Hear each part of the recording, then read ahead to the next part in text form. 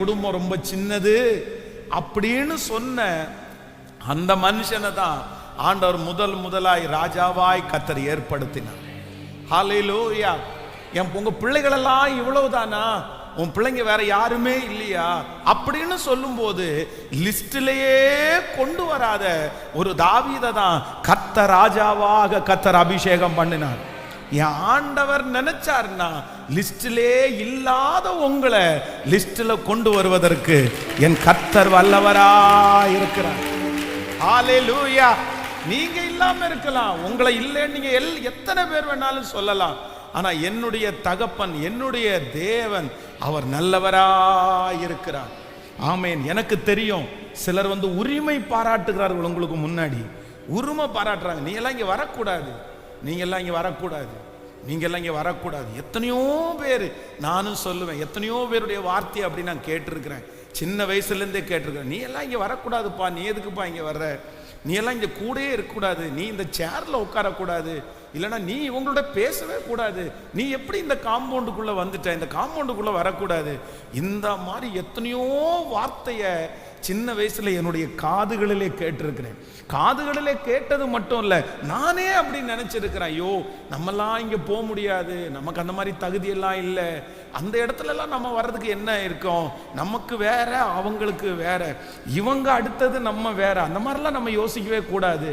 ஆனால் உண்மையிலே ஆண்டவருடைய பிள்ளைகளே, இன்றைக்கு நான் இந்த பலிபீடத்தில் நிற்கும் போது சொல்றேன், இந்த உலகத்திலே இருக்கிற எல்லா வேலையை விட பெரிய வேலை, எல்லா வேலையை விட ஆசீர்வாதமான வேலை, கோடிக்கணக்கான பணம் இருக்கிறவர்களை விட, அரசியல் தலைவர்களை விட பெரிய ஒரு உன்னதமான பணியை கர்த்தர் என் கையில தந்திருக்கிறதற்காக ராஜாதி ராஜாவுக்கு சேவை செய்வது, கர்த்தாதி கர்த்தருக்கு சேவை செய்வது எவ்வளோ பெரிய விஷயம், எவ்வளோ பெரிய விஷயம். ஹல்லேலூயா. ஆமென். எங்கு போனாலும் இப்ப கொஞ்சம் பேருக்கு என்ன தெரியும், சாட்சிய கேட்கறதுனால எங்க அப்பா யாருன்னு நிறைய பேருக்கு தெரியும். ஆனா ஒரு காலத்துல எல்லாம் பாத்தீங்கன்னா, ஒரு 5 வருஷத்துக்கு முன்னாடி எங்க போனாலும் என்ன பார்த்து எல்லாரும் ஃபர்ஸ்ட் பாக்குறவங்க அடுத்த வார்த்தை என்ன கேட்பாங்க அப்படின்னா, உங்க அப்பா பாஸ்டரா, உங்க அப்பா பாஸ்டரா, உங்க அப்பா பாஸ்டரா. எங்க போனாலும் இந்த வார்த்தையை கேட்பாங்க. அப்ப இங்க சர்ச்சில் வந்தா கூட யாராவது ஜெபம் பண்ண வந்தா ஃபர்ஸ்ட் என்ன அசிஸ்டன்ட் பாஸ்டர்னு நினைச்சிட்டு, அதுக்கப்புறம் அப்பா எங்க வெளியே போயிருக்காங்களா, அப்பா எப்போ வருவாங்க, இல்ல பெரிய பாஸ்டர் எப்ப பார்க்கலாம் அப்படின்னு எல்லாம் நிறைய பேர் கேட்டிருக்காங்க.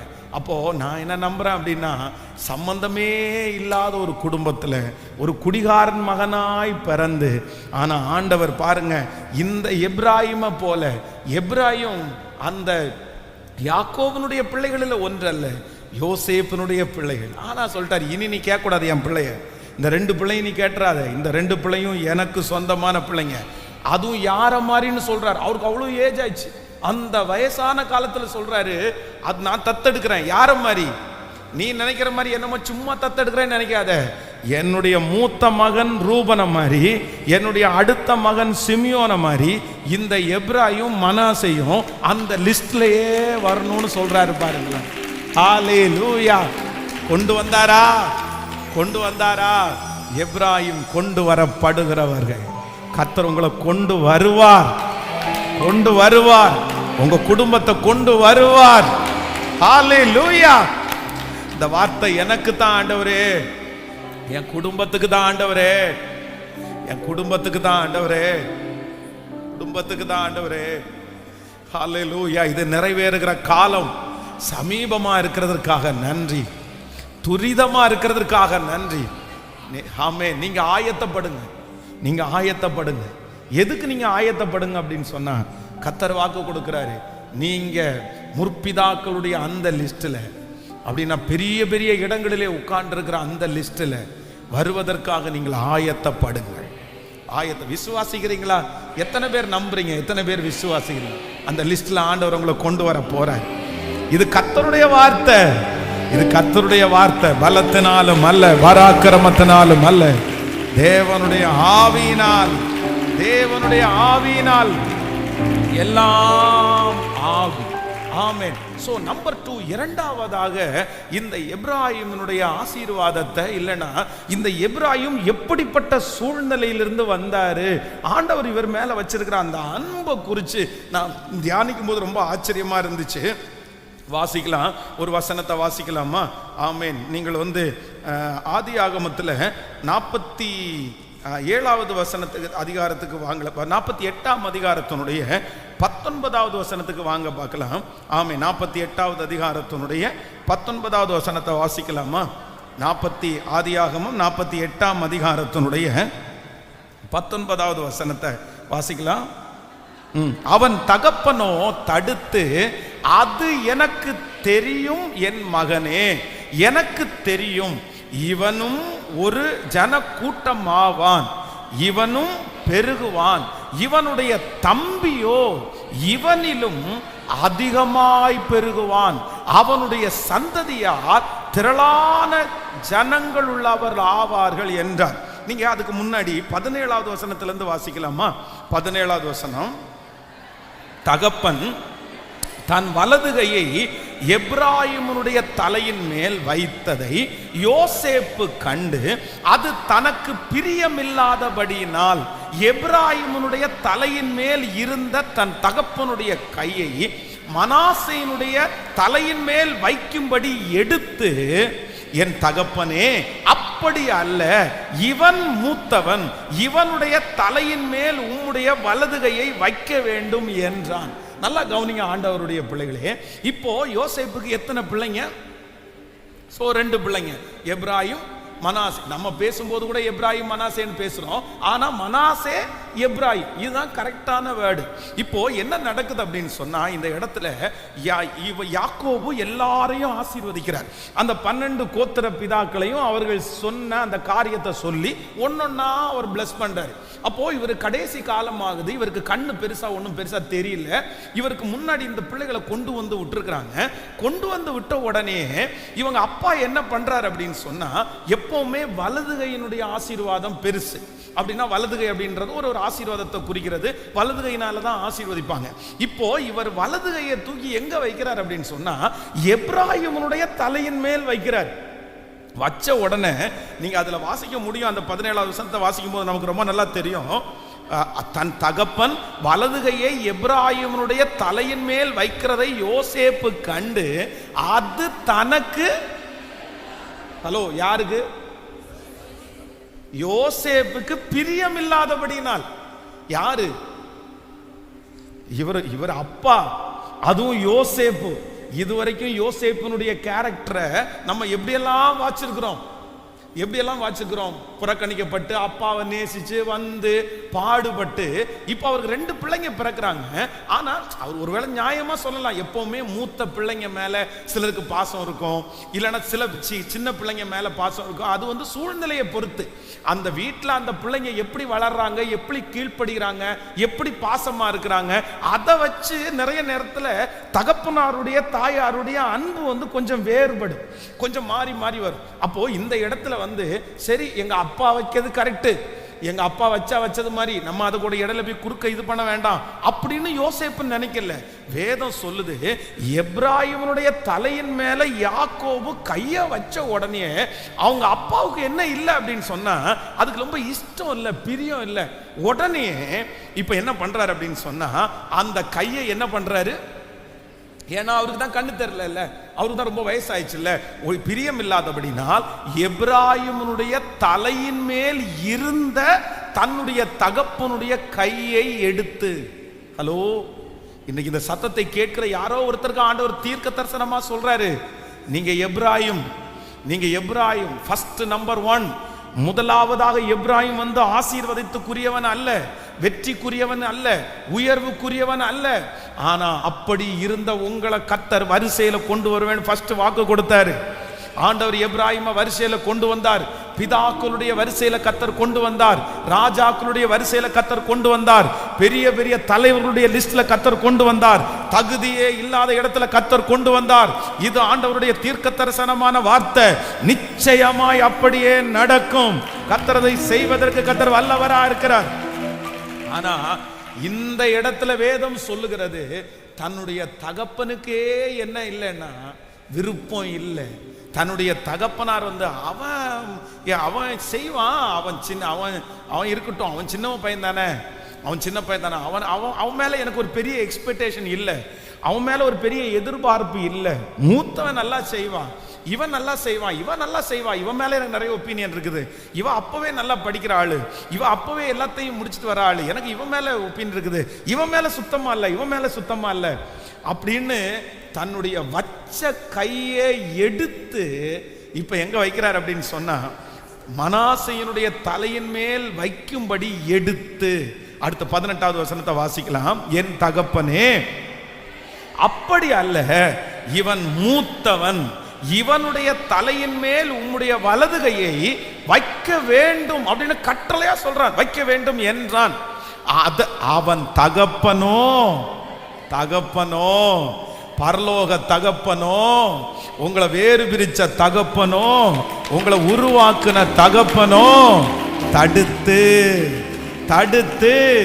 அது எனக்கு தெரியும் மகனே. இன்னைக்கு நிறைய பேரை பார்த்து ஆண்டவர் ஒரு வார்த்தை சொல்றாரு. நிறைய பேர் உங்களை பற்றி பெரிய பெரிய சர்டிபிகேட்ஸ் எல்லாம் கொடுக்குறாங்க. கூட பிறந்தவங்களே உங்களை குறித்து சர்டிபிகேட் கொடுக்குறாங்க. பெத்த அம்மா அப்பாவே உங்களை குறித்து சர்டிபிகேட் கொடுக்குறாங்க. அதுவா, அந்த பையனா, அந்த பொண்ணா, பாசத்தினாலதான் உங்களுடைய கணிப்பை வச்சு, உங்களுடைய திறமையை வச்சு, நீங்க எப்படி இருக்கிறீங்கன்றத வச்சு, அவங்க முன்னாடி நீங்க எப்படி நடந்துக்கிறீங்கன்றத வச்சு ஒவ்வொரு அம்மாவுக்கும் ஒவ்வொரு அப்பாவுக்கும் ஒரு யோசனை இருக்கும். ஆனா பரலோக தகப்பன் மட்டும் சொல்றாரு, அது எனக்கு தெரியும்.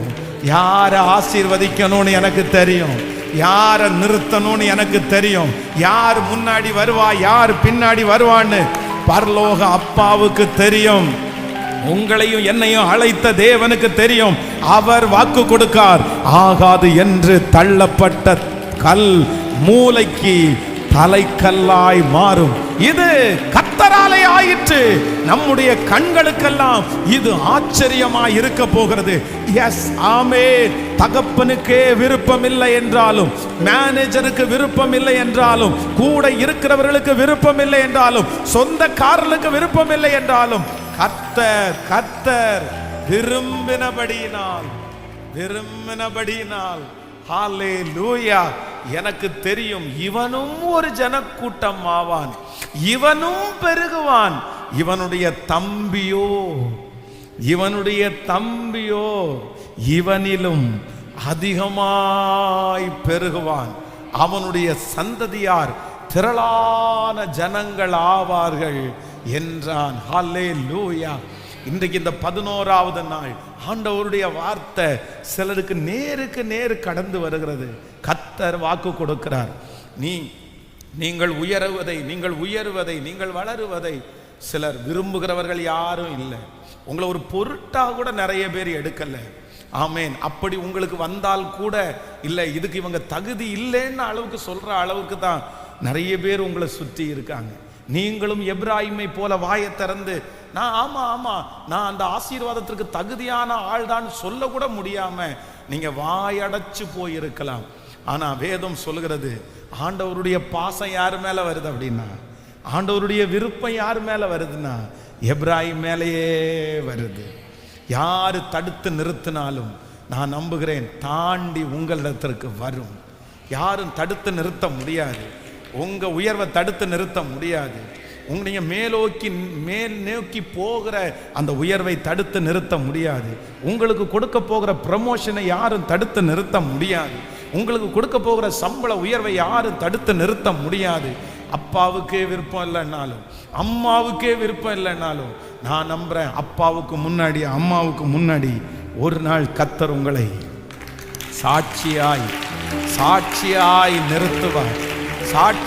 நிறுத்துவார். இந்த சத்தத்தை கேட்கிற யாரோ ஒருத்தருடைய வீட்டில் இப்படிப்பட்ட ஒரு சூழ்நிலை கடந்து போகலாம். பாஸ்டர், தம்பியை மட்டும்தான் பாஸ் முன்னாடி வைக்கிறாங்க, அண்ணனை மட்டும்தான் பாஸ் முன்னாடி வைக்கிறாங்க.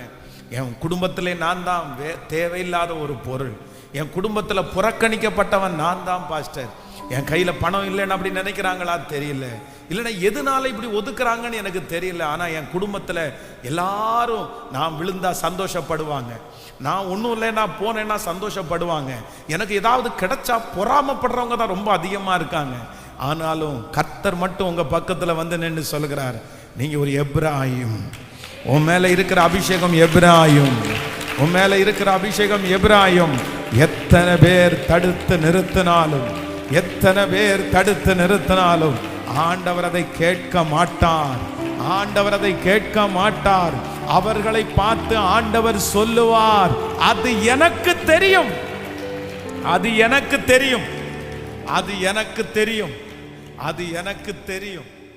யாரு போக வேண்டான்னு சொன்னாலும் கர்த்தர் அந்த காரியத்தை செய்வார். ஹல்லேலூயா. கைகளை மேல உயர்த்தி சொல்லுங்க, அந்த எப்ராயிமுடைய அபிஷேகம் என் தலையின் மேல இருப்பதாக சொல்லுங்க. முழு பலத்தோட சொல்லுங்க, அந்த எப்ராயிமுடைய அபிஷேகம் என் தலையின் மேல இருப்பதாக. முழு பலத்தோட இயேசப்பா. ஹல்லேலூயா. தகப்பனுடைய மன விருப்பத்தை தாண்டி வளருகிறவன் தான் எப்ராயிம். தகப்பனுடைய மன விருப்பத்தை தாண்டி வளருகிறவன் தான் எப்ராயிம். ஆமென். ஹல்லேலூயா. சுற்றி இருக்கிற அத்தனை பேருடைய விருப்பத்தையும் தாண்டி தாண்டி உட்கார பண்ணுகிறவன் தான் எப்ராயிம். ஆமென். ஹல்லேலூயா. எனக்கு குறித்திருக்கிறதை அவர் நிறைவேற்றுவார். யார் தடுத்தாலும், யார் தடுத்தாலும் அது கண்டிப்பாக நிற்கவே நிற்காது. எத்தனை பேர் தடுத்தாலும் எனக்கு குறித்திருக்கிறதை அவர் நிறைவேற்றுவதற்கு அவர் வல்லவராயிருக்கிறார். ஏனென்றால் அவர் பெரியவர், அவர் பெரியவர். ஆமென். ஆகாய விண்மீனாய் அவர் ஜனம் பெருகும், நீங்களும் நானும் பெருகுவோம், ஆகாய விண்மீனாய் பெருகுவோம். அதை தடுப்பதற்கு ஒரு மனிதனாலும் முடியாது, ஒரு மனிதனுக்கும் அந்த சக்தியை கர்த்தர் தரமாட்டார். ஹல்லேலூயா.